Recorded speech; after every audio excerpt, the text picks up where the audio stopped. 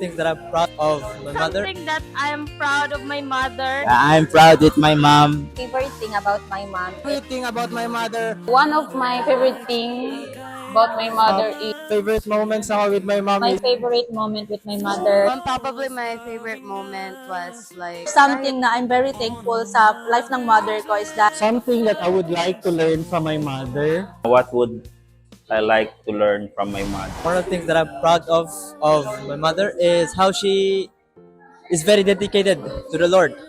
How she works hard, especially for the Lord. How she commits to this thing that she's been doing for years. And personally, I want to learn from her. I want to be as committed, as dedicated, and as hardworking like my mother for the Lord.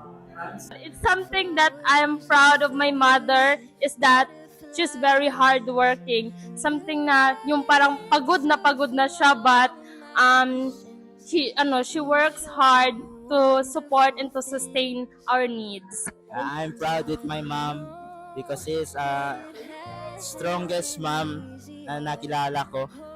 Even na hindi man kayo makasama, but I praise and thank God for her life kasi kung hindi dahil sa kanya wala ako. So I am so proud of her kasi even na madaming kaming challenges na pinagdaanan but she is still strong, no? She still encouraged me na magpadayon. She is always reminding me na always ako mag-pray.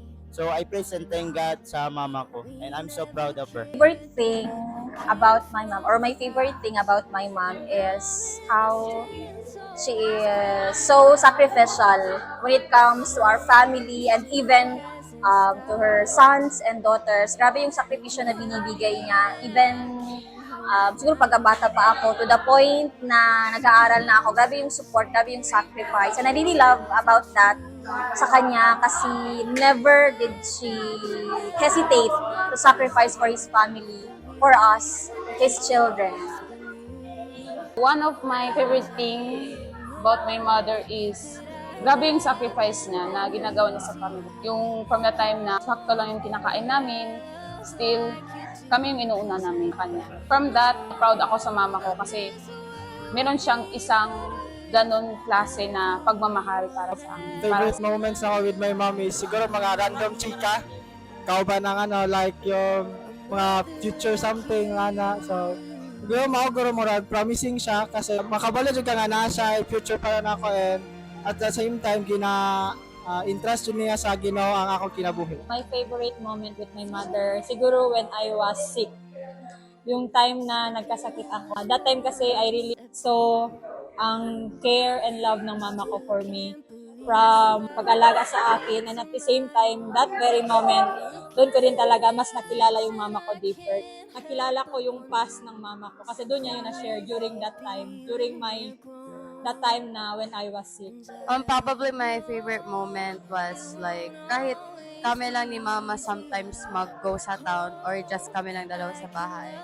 Like we sometimes bond over the smallest things and even though sometimes nag-fight kami, we still manage to like overcome it. If there's something na I'm very thankful sa life ng mother ko is that my mother will always have time for us. Kahit busy less, dadalagad le time ka namon, tapos service ka din yung mom. And for everyone, my mom is my best friend. So, pwede yung man share ko nila everything, maski na feel shameful, mga kosa taas So, I can really share sa mama ko. And when I share, hindi elatan judge. Instead, he corrected. Correctly din mga wrongdoings. And if I'm very thankful for the life of my mom kasi siya na tamili mga healing power after dwele mi kabesa so manhag lang ko nele parang ay hindi ya dwele parang ganun. So my mom is my best friend and my everything in this world. What would I like to learn from my mother? Siguro one thing is that yung perseverance niya to take care of us. Parang ang hirap nun yung patience mo, kailangan mahaba din and yung dedication mo bakit gaano kami katigas yung ulo namin, yung mindset na nanay siya kahit ano pa mangyari sa amin or kahit anong ugali namin ang mindset talaga ng mama ko is that anak niya pa rin kami. Something that I would like to learn from my mother is yung quality niya as a very strong person.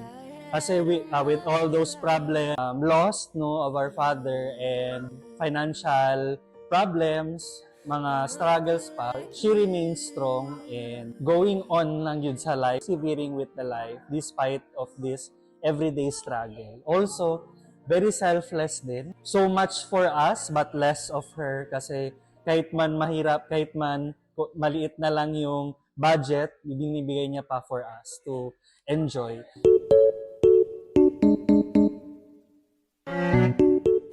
Everything about my mother, no, even though maskin babaan siya, maskin kanang pimi makasaban ko sa balay, pero favorite din ako is maskin unsa man mi ka dili kabutan sa balay, syempre ginulutuan gyapon mi niya og lami nga pagkaon, di ba?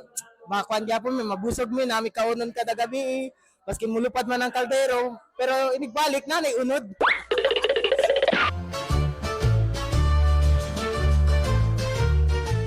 Talaga gusto ko talaga mag-give ng cash. Walang biro. Pero yun, gusto. Okay? Depende pa sa availability ng funds. Pero gusto ko talaga magbigay ng cash. And gusto ko talaga mag-spend ng quality time sa kanya. Kasi di ba, especially ngayon, alam ko makaka-relate ang mga araws, di ba, busy sa work and all. Gusto ko talaga mag-spend lang ng time with her. And don't mind po yung nasa likod, dumadaan-daan. So yun lang po.